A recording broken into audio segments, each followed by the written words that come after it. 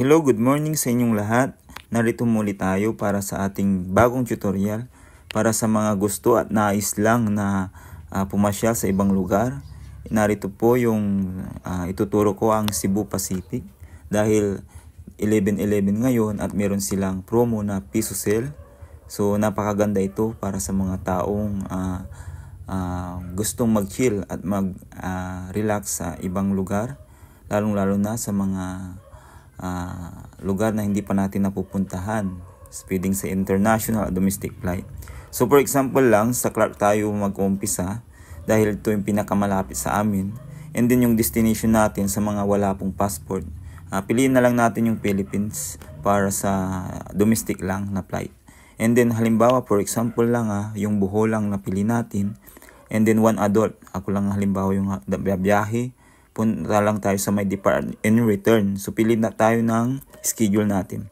So pag nagpipiso silang Cebu Pacific, automatic yan for next year na po yan kapag malapit na ang December or magja-January na, ganyan.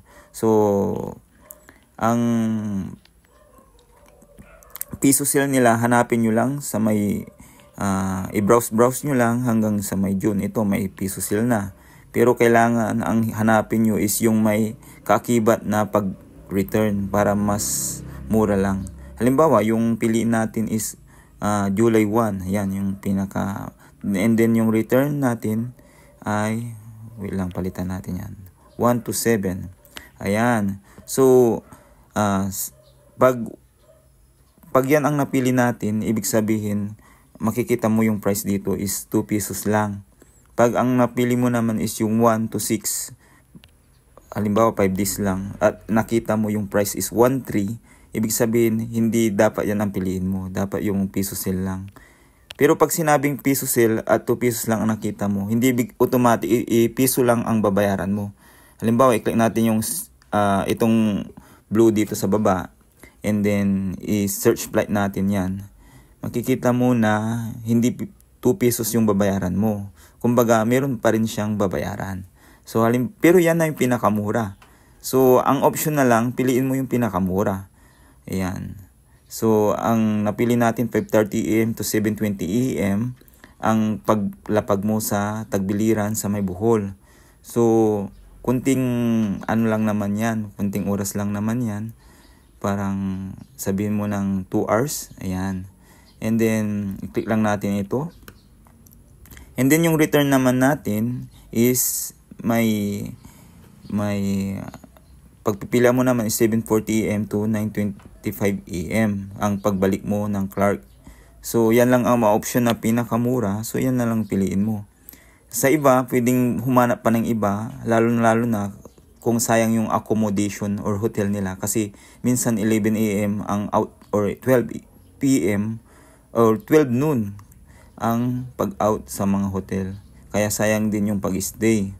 Pero dahil yan na yung option natin na pinakamura, pwedeng yan na lang ang piliin natin. Ayan. So meron na tayong ayan. Yan yung pair natin na papunta at pabalik. Ayan. Makikita mo na yung schedule dyan. At ito yung nasa top yung pinaka mismong price na babayaran mo. So wala na tayong travel tax kasi domestic flight lang yan. So yan lang yung babayaran mo pamasahe na papunta sa may Tagbiliran, Bohol. Ngayon I suggest kapag 2 hours lang naman yung biyahe, wag na kayong mag-go basic na lang kayo. Ayan, wag na kayong mag-add. Pero nasa sa inyo na yan kung gusto nyo mag-add ng halimbawa add-on like pagkain or additional baggage. Pero meron na tayong 7 kilos baggage kapag naka-go basic na tayo. Then pagkatapos, i-click lang natin yung continue dito. Then mag-fill up tayo ng pangalan natin, yung mga information natin. Then bayaran lang natin ito sa may Mastercard. Then okay na. Thank you very much sa panonood. Next time ulit.